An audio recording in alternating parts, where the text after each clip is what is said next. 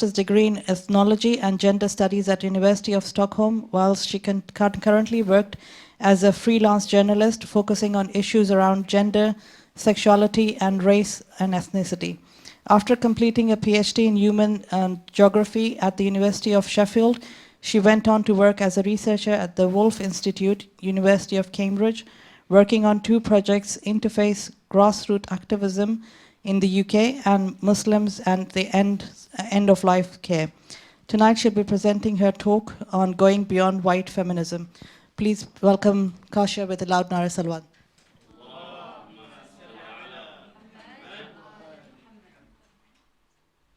Thank you for the introduction.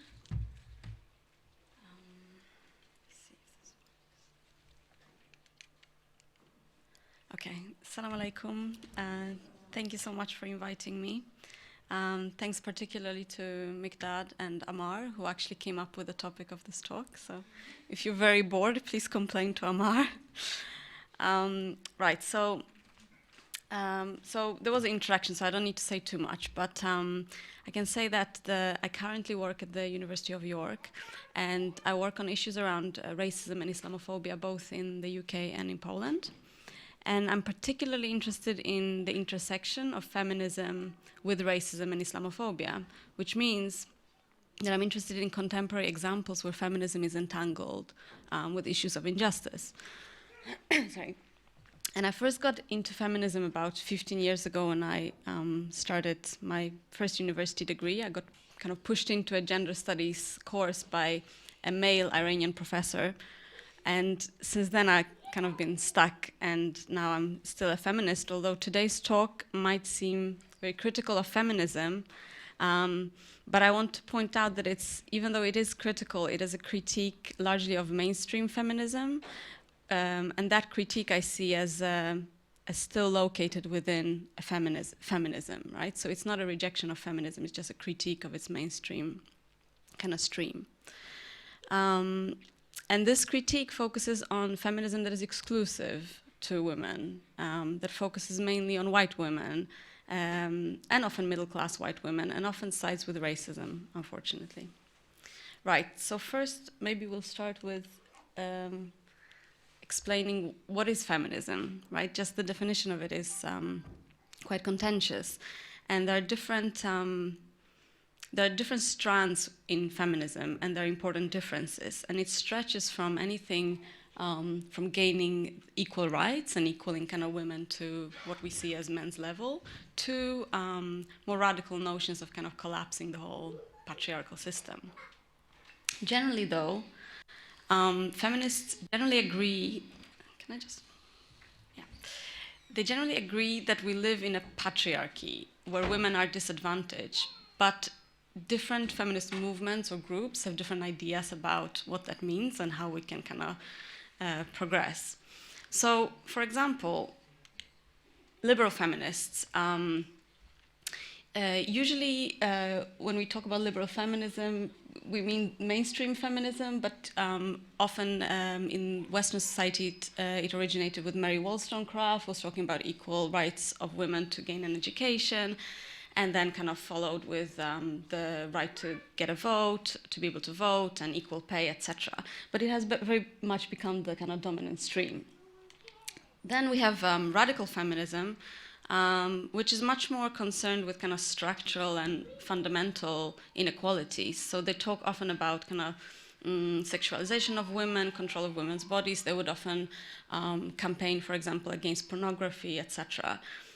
So they're kind of quite separate camps, but there are also many divisions and many overlaps. So this is quite kind of messy. And then we also have feminists who go away from, the mainstream. So, for example, ecofeminism, and here Iqbal Uncle can correct me if I say anything wrong about this, but Vandana Shiva is a key name. So this movement originated in India largely, and it started literally with women who were hugging trees in protection of their land. So it's very much an anti-capitalist movement that kind of focuses away from academia and elitist knowledge production towards the people and against kind of big corporations. Then we have Islamic feminism, which is kind of a contentious strand, I guess, which many people critique from different sides. So key figures within it is, for example, Fatima Mernissi, who wrote The Veil and the Male Elite, which you might be familiar with, where she talks about, for example, different interpretations of the hijab, or about how influential women in the Islamic tradition have been sidelined. And some Islamic feminism is more secular, but others understand the feminist struggle as much within kind of an Islamic tradition. But here, I'm not an expert on this, and I would like to hear more from you, what you think about Islamic feminism.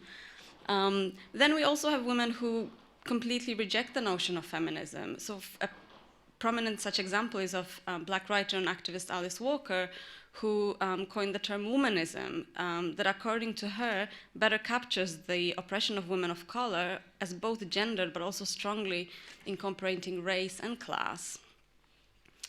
So a term that has been kind of around for over 2 decades, that is kind of key in forming a critique to dominant white feminism, is intersectionality.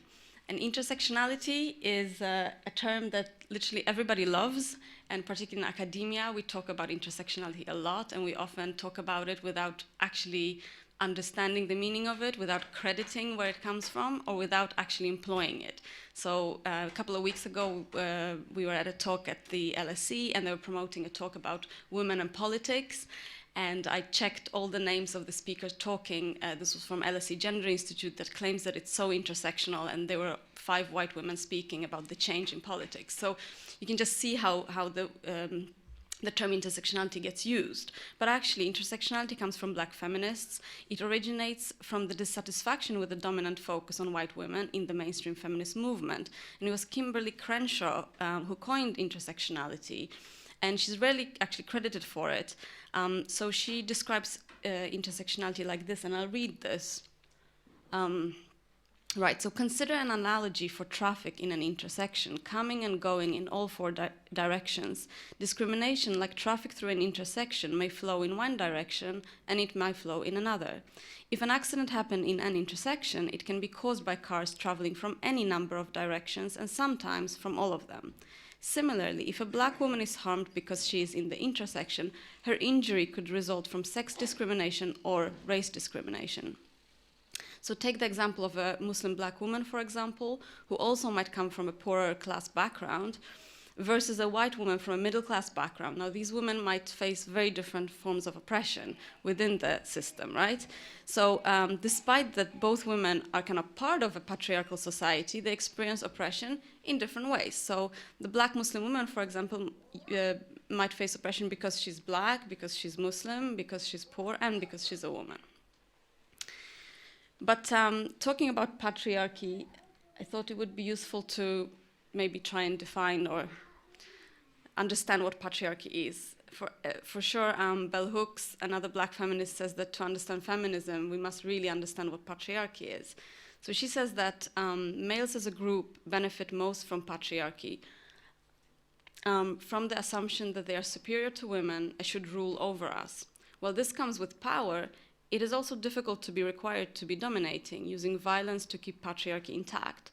Most men find it difficult to be patriarchs. Right, so while recognizing that patriarchy benefits men most, many feminists also recognize that patriarchy produces what we often call hegemonic masculinity. So where men learn to be violent, aggressive, dominating, but that the way men are raised is not a good thing necessarily, because it's harmful to both them and to women. So key to addressing this hegemonic masculinity has been a focus on starting kind of early on, so starting with children and the way we raise them. So a Nigerian author and feminist, you might know her, Chimamanda Ngozi Adichie. So she wrote this brilliant book called Americana. She said in her famous TED talk that actually if we want to plan for a fairer world, we have to start early. So I'm going to read this part to you, and you can also watch the whole TED talk. So she says, we must raise our daughters differently. We must also raise our sons differently. We do a great disservice to boys in how we raise them. We stifle the humanity of boys. We define masculinity in a very narrow way. Masculinity becomes this hard, small cage, and we put boys in that cage. But by far the worst thing we do to boys is that we leave them with very fragile egos. The more hard man the man feels compelled to be, the weaker his ego is. And then we do a much greater disservice to girls because we teach them to cater to the fragile ego of men. We teach girls to shrink themselves, to make themselves smaller. We say to girls, you can have ambition, but not too much. You should aim to be successful, but not too successful. Otherwise, you will threaten the man. We teach women that in relationships, compromise is what women do. Right, so what Adichie says is that the way we raise boys and girls in a patriarchal system does disservice to both. So she says, and here she follows in the footsteps of feminist theories such as Judith Butler, for example, that while there are some biological differences between men and women that we recognize, it is the socialization process in which we get shaped into men and women that is key for us to change. So the problem, of course, is not that there is difference between people, it is how we translate that difference into actual relations between us, and most alarmingly so when these relations become those of injustice and oppression. And I want to flag up just some basic statistics of how gender inequality plays out in terms of violence, power, and representations. All right, so I'm going to read these. I hope that's won't take too long. So, okay, I don't have it here. So domestic abuse will affect 1 in 4 women in their lifetime. 2 women are being murdered each week in the UK. Approximately 85,000 women and 12,000 men are raped in England and Wales every year. Approximately 90% of those who are raped know the perpetrator prior to the offense. Conviction rates for rape are lower than for other crimes. I can't see, with less than 6% conviction, probably it says, right? So these numbers kind of challenge the myth that violence against women, such as rape, happens out on the street, and that is a very common myth. So it plays into this idea, the myth, that if only women stay at home and won't go out, they will be safe. But considering that most violence is perpetrated by men that women know, it's actually the home that is for many women the most dangerous place. And so to continue, women who work with or without children spend 15 hours a week on doing chores, while men spend only 5. 70% of people in national minimum wage jobs are women. Over 75% of the top 1% earners are men. So in terms of the housework, okay, so we know that women care for the house more than men, and this is kind of a key issue. I mean, I have been on to many feminist meetings, and no matter how radical the feminists are, no matter where they come from, it kind of always boils down to this one topic that we all agree about, and it is that men do take care of children too little, and that we do much more housework. So it kind of boils down to the cleaning in the end, in any feminist group. And it is strange, isn't it, that if men take care of children, we kind of feel like we have to thank them, right? Well, if we change babies' diapers, we don't necessarily wait for a thank you. And when it comes to the representations, as we can see, the representations in media, in politics, in film, as you can see, what struck me was really the last point about a children's film, Aladdin, that only had the 10% of dialogue was female, right? So you have films that our children are watching, and we actually don't hear female voices, right? And this is also in politics, in media, etc. So the lack of representation of women in politics, culture, and media contributes to our invisibility. And when women are invisible, then our stories don't get heard. And when our stories don't get heard, then it opens up for men to tell our stories. And we might not want that, right? So things are changing, indeed, and the balance is getting a little more equal. For example, at universities, women are increasingly occupying higher positions, and there are whole initiatives devoted to promoting women in academia, for example. However, these are predominantly policies targeting white women, and generally the success of women is measured by the success of white women. So, many women are excited about potentially the first US female president and other women in power, such as Theresa May. But of course, we should also be critical about who the movement serves, and the fact that it often promotes white women to power, claiming that we now have reached gender equality because there are women in power, right? So the understanding is that if women are at top, the glass ceiling is broken for all women. But actually, the practical outcome of this is that the white women will more likely get a job, advance in it, will be included in representation of popular culture, media, and politics. They might become president one day, while women of color will be sidelined and issues of racism will be ignored.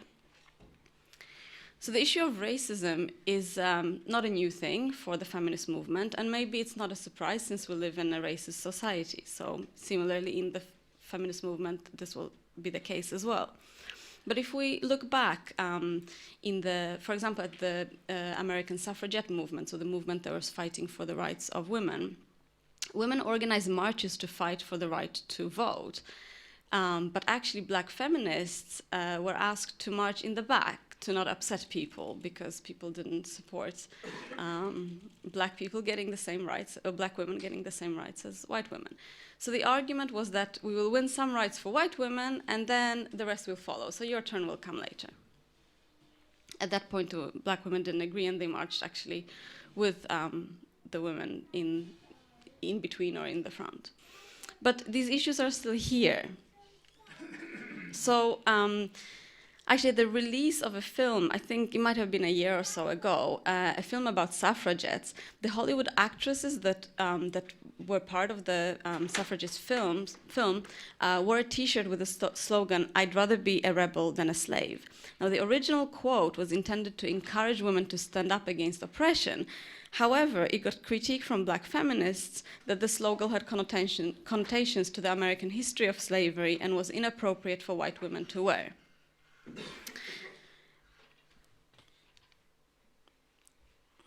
I might go back to distract. Oh. Okay. Right, so there are plenty of examples when the feminist movement engages in racism, more or less overtly so. But what is also common is that feminist ideals get used in kind of anti-immigration campaigns when right-wing white men suddenly start caring for women's rights, right? So they use women for that. And because there is this dominant idea that women are symbolic of a nation, they are its reproducers, women's bodies often figure as central. Sorry, I was pointing in the wrong direction. No, like that. Okay, so women's bodies often figure as central in battles over national identity, where the white nation is symbolized by this white woman. And it's not necessarily something that the feminist movement advances or initiates always. It's often an institutional response or actually a way of racist groups, often led by men, to oppose. So after this year's, there were New Year sexual assaults in Cologne, in Germany, but also in a couple of cities in Sweden. You might have heard of this. And automatically the blame got put on refugees, and it was kind of used as the threat of rape, right? The threat of rape was used to kind of further this anti-immigration rhetoric. And magazines such as the Polish conservative magazine on the left-hand side, Wsieci, had a cover saying Islamski gwałt na Europie, which means Islamic rape of Europe. German magazines had also quite racist covers. And even in the UK, there was these slogans, rape refugees not welcome. Right, but this is not new, right? So narratives around protection of white women have a long colonial history.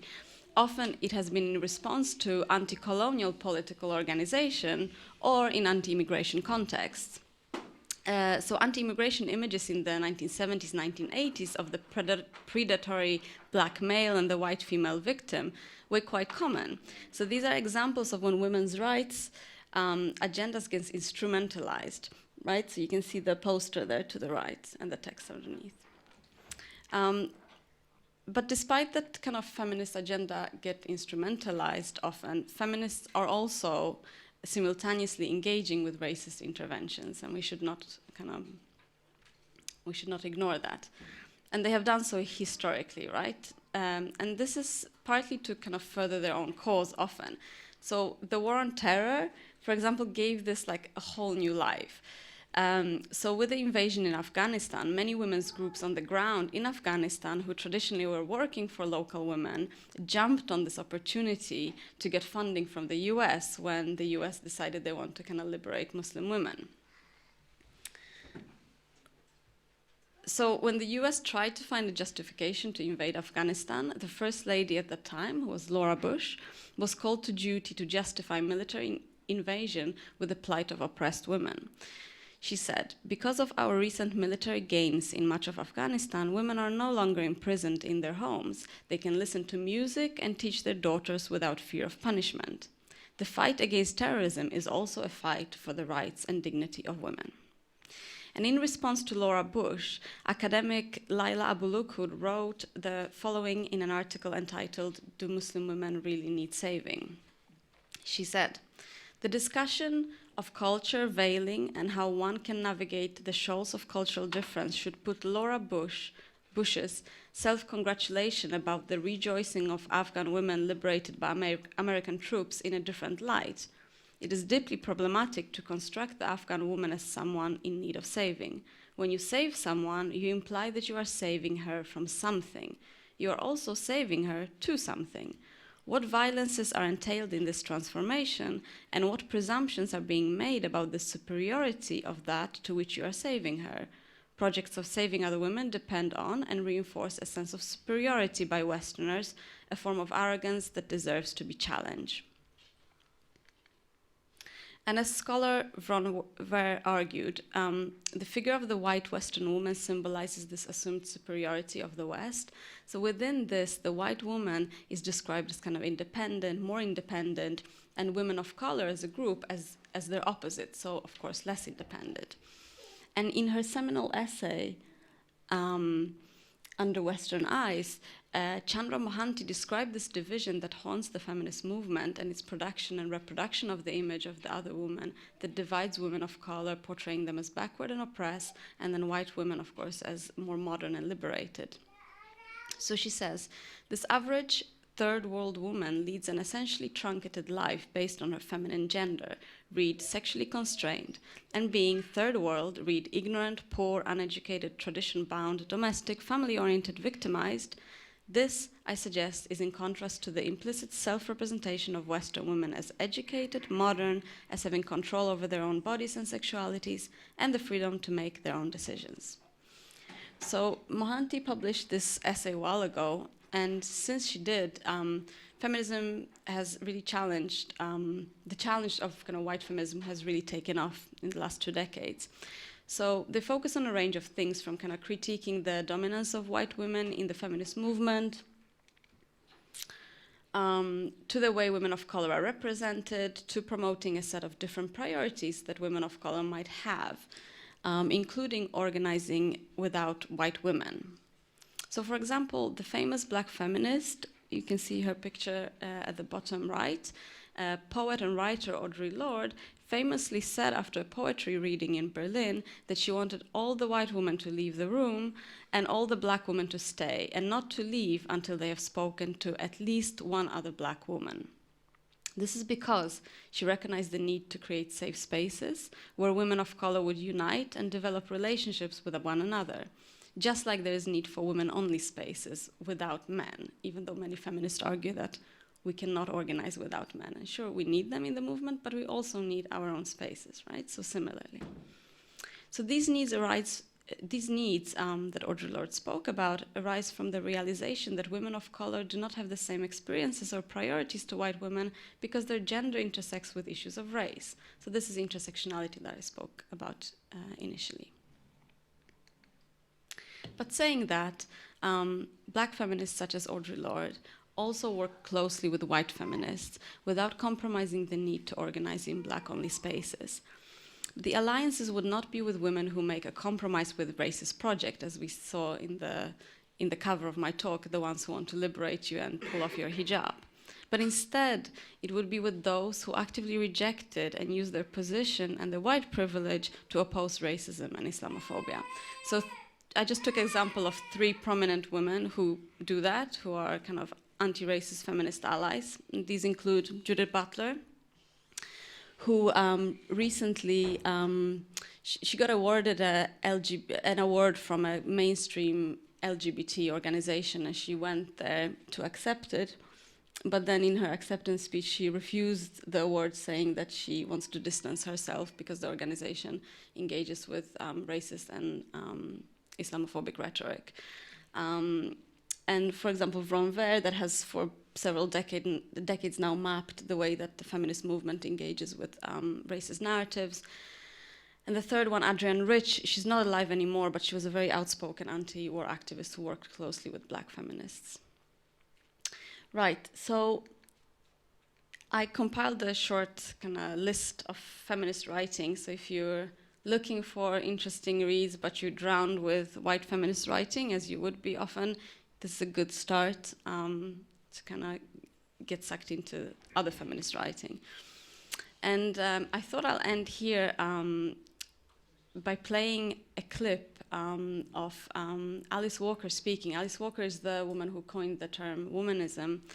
She's a writer and activist and wrote the brilliant book, The Color Purple. So in this clip that Amar is going to show in a minute, Alice Walker is reading a speech by Sojourner Truth, who was a women's activist and a former slave. She was actually born into slavery and then escaped. And Truth read this at a women's gathering in 1851. And I think that it's a short kind of 3-minute clip, but it encompasses a lot of what intersectional feminism is all about, and the way that actually different women have different experiences, and we have to recognize that. So I thought we'll watch that, and then we can kind of open up for discussion. Black abolitionist Sojourner Truth, who was freed from slavery in 1927, speaks to a gathering of feminists in Akron, Ohio in 1851. Well, children, where there's so much racket, there must be something out of kilter.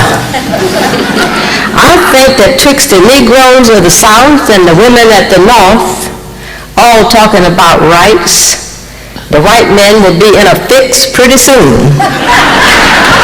But what's all this here talking about? That man over there says that women need to be helped into carriages and lifted over ditches and have the best place everywhere. Nobody ever helps me into carriages or over mud puddles or gives me any best place. And ain't I a woman? Look at me. Look at my arm. I have plowed and planted and gathered into barns, and no man could head me. And ain't I a woman? I could work as much and eat as much as a man when I could get it, and bear the lash as well.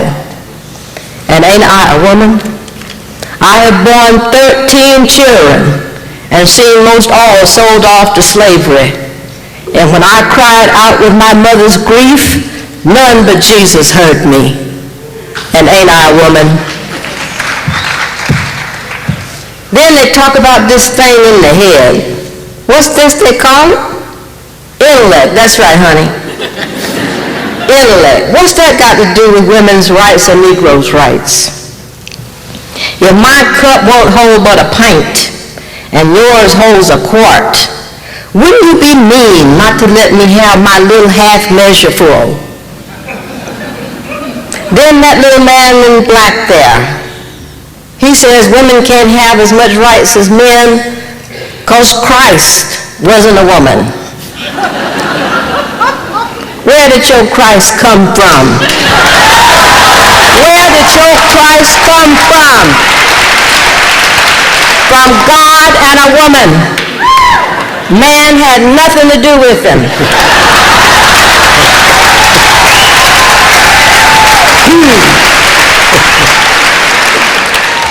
If the first woman God ever made was strong enough to turn the world upside down all alone, these women together ought to be able to turn it back and get it right side up again.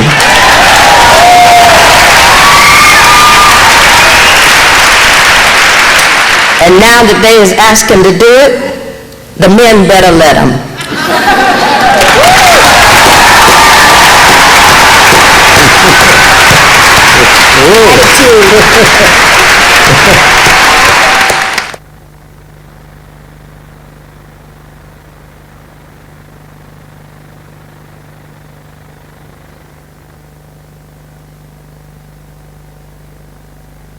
Time for questions?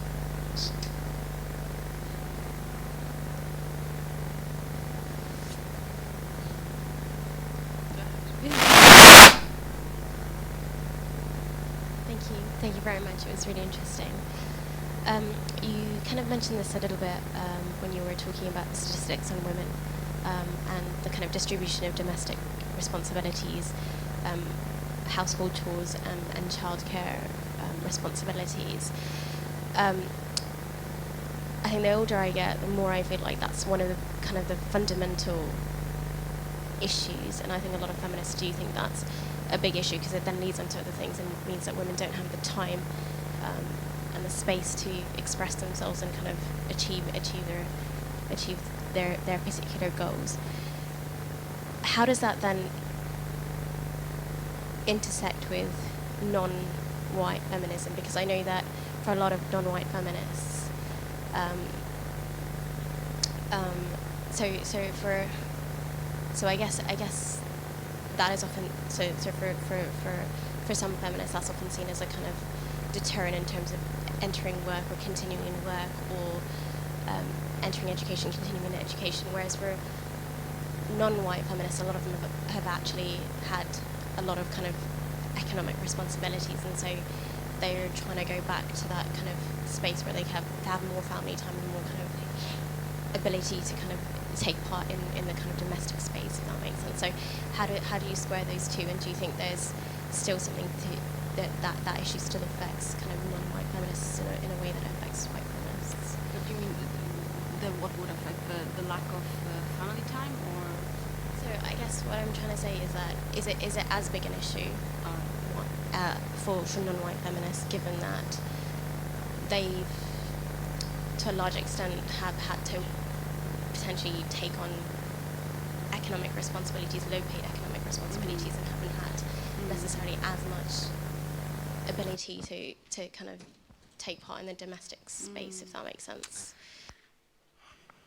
Yeah, I don't know if I can answer your question. I don't know, actually. What comes to mind is, again, coming back to Audre Lorde and Bell Hooks as well, who spoke very much about so-called kitchen spaces. So they kind of talked about, actually, instead of kind of rejecting the whole idea that women are in the domestic sphere and trying to, put that down constantly, as is often done among white feminists, actually to find that space as a productive space for women to connect with each other, and that it's a very important space for resistance as well. So from the only thing I can tell you is from that I know that in black feminism it is talked about much more as a productive space rather than as a space to kind of reject.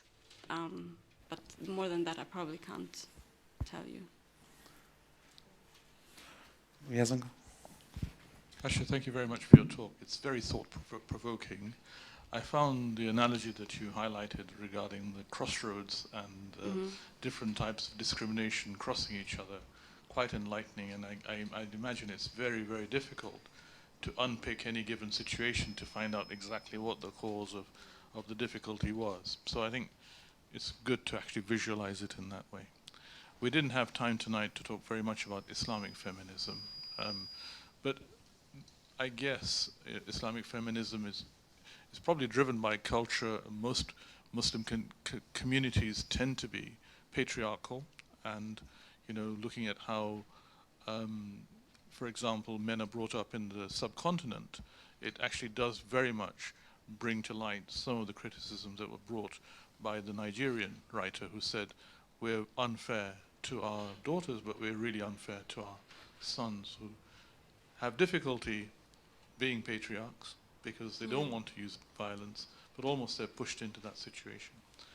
But having said that, have you had an opportunity to explore what Islam says about feminism? I mean, from a religious point of view rather than a dogmatic one. Right, so I'm probably not the best person to ask this, why I would open up for this part of the room to engage with this more, because I can imagine that women have done that more so than I have. I mean, I have read some of Islamic feminism, but it seems to me, at least, and this might be not correct, but it seems like it's quite divided, and that some Islamic feminism rejects completely. I mean, for example, the Islamic feminism that came around in Iran around the revolution, they kind of rejected the they were secular, right? So they spoke about secularism very much. But there are other Islamic feminism, like I think Fatima Mernis's book, I mean, unless you disagree, I think it's very much trying to locate the feminism within a Quranic interpretation. But what you said earlier, I mean, about the patriarchal, the way that men are raised, this was not, I mean, it was said by a Nigerian writer, yes, but I would not claim that any man can escape patriarchy, right? So it's like, there's again this idea that men of color are more patriarchal, etc., and we should challenge that really, because what it does, particularly when it happens as, you know, as a state narrative, what it does is, of course, to say that the men over here, the white men, are less patriarchal, and it's a disservice to women to do that, right? No, I completely agree. I think that sentiment that was raised resonates to all men. Any questions? Dr. Kasia, I've got a question and a comment. The question is, what do you think of the view that Muslim patriarchy within traditional Muslim circles has become so arose because women got caught in the crossfire between the colonial powers and the anti-colonialist movements. So women's rights became a contentious issue because the colonial powers put forward the argument or the view that women should be given the right to work, etc. And because the real fight was against the colonial power, this then became a fighting issue. So the women's rights in the traditional patriarchal view has arisen because of women being caught in this crossfire. So it's perhaps a recent phenomena. Okay. The other comment is just an observation, a very light-hearted one, is that I was at a meeting without realizing it was a feminist meeting. So how did that happen? So I raised my hand to ask a question, and at the same time, another lady raised her hand. So I said, ladies first. And there was this deafening silence in the room. Yeah. Ladies is a contentious. So the question about the kind of, I understood it as almost as if women's rights got squeezed in the kind of larger anti-colonial project, maybe. I think partly, we need to recognize that women also were fighting in anti-colonial struggle, and so at some points they had to prioritize something, and they had to, I guess, unite in a wider struggle. I mean, I'm not an expert on this, but it just seems like if you look at different countries, like, I mean, my expertise is Poland, if anything. So in the kind of anti-communist struggle, women joined with men to defeat communism.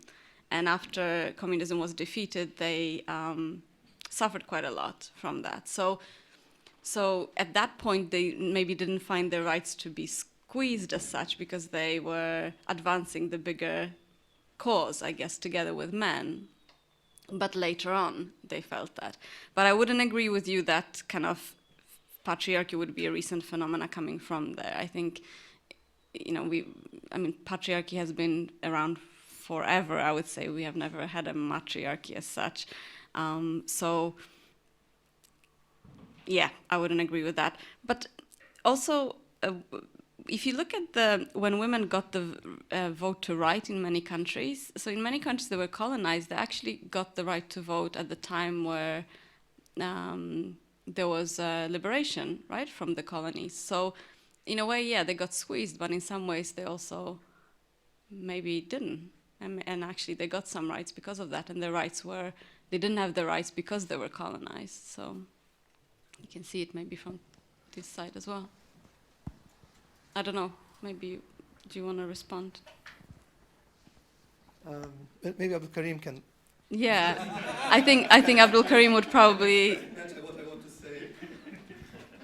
I think Jamil has a point, even if you are dragging me into this conversation, in the sense that because the colonial projects took on creating this notion of a male patriarchy from which they were going to advance women's rights, then fighting women's, resisting colonialism became conflated with resisting the advancement of women's rights, because it was a sort of a shoring up of the native culture in relation to transformations that were coming from outside. So we have in Algeria, it's a classic example. So during the Algerian War, the French, who had never been particularly interested in the rights of women in Algeria or of Algerian women, caught on to the fact that one of the ways of legitimating the war was by suggesting that they were advancing the rights of Algerian women. And so we have this really, it's now been very well documented, we've got this extraordinary showcase in which an Algerian woman takes the podium and rips up her veil to show that she was now being able to become free under the auspices of the French tutelage. What we now know from the documentation is that this woman, who was not a hijab wearer, was forced to do this in public against her wishes, because the French said that they would kill her brother if she didn't do it. So this sort of elaborate scene setting in which the French were actually curtailing the rights of women while claiming to be advancing them was part of an elaborate scenario. And that actually created very deep complications for the fact that women in Algeria had, of course, been in the public sphere, had been involved in the liberation struggle. But then the fact that this notion of the liberation of women is taken up as championed by the French causes deep contradictions within the nationalist movement. So I think that's... Thank you so much. Yeah.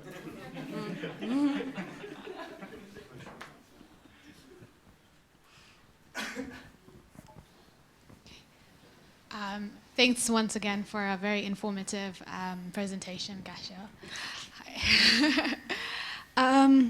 So just a more general question. How many sects or sections in feminism do we currently have? And which are the more dominant ones? And also, what's the future of feminism? So we've looked into how they've had like an impact before in history, but where do you think it's going? What do you think the next steps are, and what are they, where's the focus right now? Thanks. I thought you said you're asking a simple question. That's the most difficult question. How many sects? I like that you called it sects, so I might continue with that. I don't know. I think that now it has all collapsed, kind of, according to me. I think then the main feminist movement is kind of called liberal feminism, but liberal feminists engage in issues with radical feminists, etc. It's really quite complicated, so I wouldn't know. And I think that dividing it is not necessarily the most productive thing either, because they do overlap and it's quite messy. Next steps, well, depends for whom, right? I mean, the dominant movement, I guess, wants to further representation of women, etc. But I think that for me, the most burning issue is to deal with the problems of white feminism, and so that to be able to actually create a movement that is a little bit more self-critical, and this is a problem when it's not. So next step for whom, I guess? I mean, for women who resist the kind of white feminist hegemony, it's about kind of continuously calling out its racism, and currently now it's about Islamophobia. So the way that feminists engage with racism is through Islamophobia, is through talking about the way they talk about Muslim women, the way they represent Muslim women, the way they talk about Muslim men, and this is like a big challenge for feminists to tackle with this, to go into alliances with each other. And And it's difficult. I remember when the burkini ban happened, right, in France, and one of my friends who's a Muslim said, you know, where are the feminists now? Like, they're silent, and we're actually being oppressed on the beaches of France. And so then a couple of us got together and tried to get, you know, get some women that are both Muslim but also not Muslim. And some people refused to be part of this letter that eventually got published in The Guardian.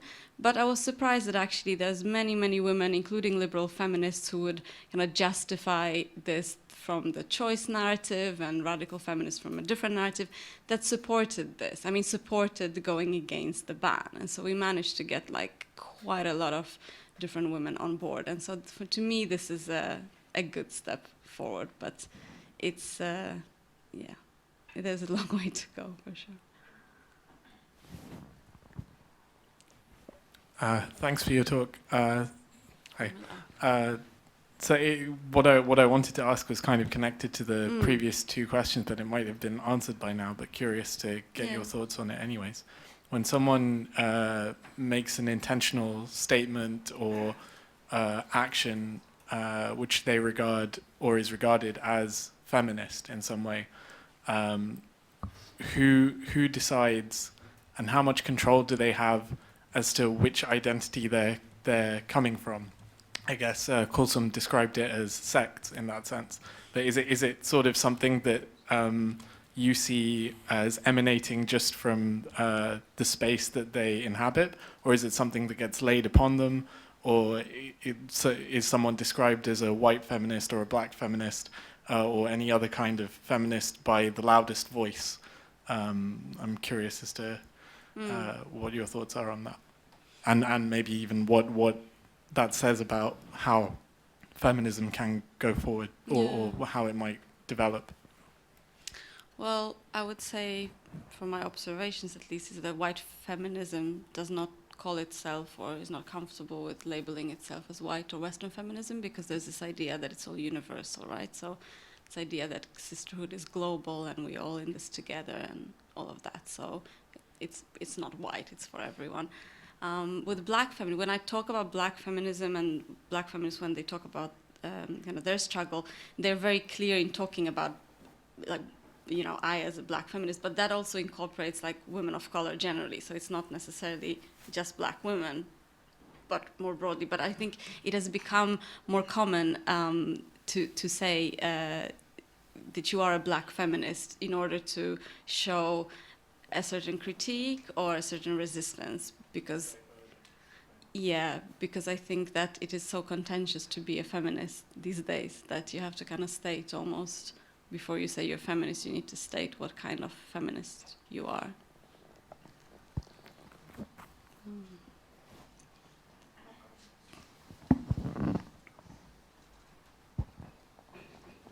Okay, thank you very much for your talk. It was very interesting.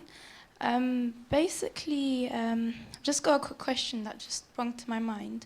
Just looking everywhere in like the society we live in, where women are, we have a problem where women are constantly sexualized. Wherever we look, everywhere on the adverts, in the movies, in music videos, everywhere. Like when you're sat in the underground, there's in the newspapers, magazines, everywhere. So in your opinion, how do we as women solve this problem, and how do we prevent other women from being exploited? Thank you. Yeah, I think the sexualization of women is a problem of capitalism, is a problem of the idea that liberation comes with sexual liberation. It's a very kind of single-minded, problematic way of looking at things. But you ask how do we women solve it? I think it's a problem with men largely as well, right? So it's about kind of the idea that somehow women's bodies are there for men to have, right, when they want to. And so you can buy that, or you can just have that, or whatever, but it's weird, you know, women's bodies are kind of available for men. So I think, again, here, like going back to what Adichie was talking about, it kind of has to start quite early on with the way that, you know, women are not necessarily seen as something, as an object for your desires, but rather somebody who you can actually respect deeply, and that has to come from men as well. Women have been, talking about this for so many years, about sexualization, about pornography. Not all feminists are against this, by the way. There are many feminists who are pro this because they talk about choice, and that's fine, but there are many who are resisting this. But not much has happened because the problem is with men and men's views. So I would think that the solution would maybe have to come from men, largely. Okay, thank you. Thank you, Kasia. 2 points. One is about Fatima Mernissi. Yeah. Fatima Mernissi, as you may know, comes from a very religious family in Morocco, quite distinguished religious family in Morocco. And if you chart her life history or her writings across her life, it varies quite a lot. She starts by trying to discover feminist-friendly characters in Muslim history. Mm. And after some years, she gives that up because she doesn't find many. And then she becomes quite anti-Muslim discourse itself. She says women cannot thrive within the Islamic ambience. But then she comes back to Islam, and now the latest book which you referred to is trying to situate or trying to posit something which can be based on authentic Islamic understanding of things. Yeah, so she's got this up and down, maybe because of her background and so on, and also because of seeing feminism in practice.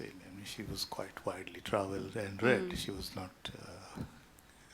ignorant woman by any standards, right?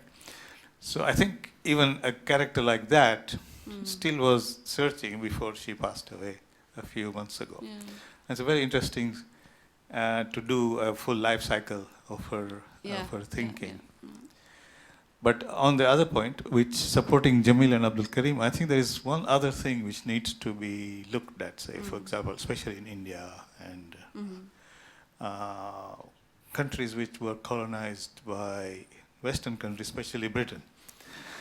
Now, one of the things at the time of colonization was that women in the colonial countries themselves did not have a legal financial personality. They could not own. They were regarded as chattels of men. So property rights were exclusively or predominantly in the hands of men. Okay? So when they went to countries like India, they refused to recognize property rights for women, and they wanted the men to hold the title. So if even the woman was farming, the title to the land would be held by the men because of British law, not because of Indian law or Malaysian tribal law or whatever. Now that meant obviously that as the woman was farming, the man was gambling by raising debt on the land, and before the woman knew the land was gone because the gamble had gone wrong or whatever. Now, when the anti-colonial struggle started, land rights here had changed. So now they were trying to use liberation of women there to allow them land rights and conflating it with colonial struggle. So very similar to what they were saying, the colonialists used something which they had created to create a weakness in the anti-colonial struggle in India and Malaysia, especially Indonesia and so on. So it's quite an underlying history of hypocrisy here, where you didn't recognize land rights here, while they had land rights. Exactly. And then when you recognize land rights, you want to impose it on them. Why they have changed now? Because throughout Islamic history, one thing has been constant, that women would inherit for whatever. I mean, that was non-negotiable, right? Now, whether that inheritance will be managed by women or not, that's a different question. I mean, cultural attitudes, other things may mean that you actually inherit, but it's only in name, because a man would manage it for you and make a mess of it. But that's a different question. The question is, can you inherit or not? And that has never been challenged. So to bring back a certain modicum of women's rights in Islamic society is much easier, because inheritance passes always. Yeah. For Indian feminism, of course, it's very varied. Right? Varied. India is a very, of course, it's a continent, it's not a country. And so there are lots of variations. And if you talk to people like Vandana Shiva, they will tell you that for this purpose you go to the south, for this purpose you go to the east, for this purpose you go to the north, because the northern women will not even look at this issue. The southern women will like it, or the eastern women will like it, and so on. So it's quite a complex web. It's not the feminist discourse, but the way women think in different societies. And perhaps India is the only place where there are still 5 or 6 fully matriarchal societies. What's that though? Yeah, there are small, but there are there. So there is a possibility of matriarchy as well. Thanks. Hi. Final question. I have a question in regards to what is your opinion on during prayer in Islam, women have to stand at the back? Is that a good thing or a bad thing? Is that true feminism? What do you think? I think it's ridiculous.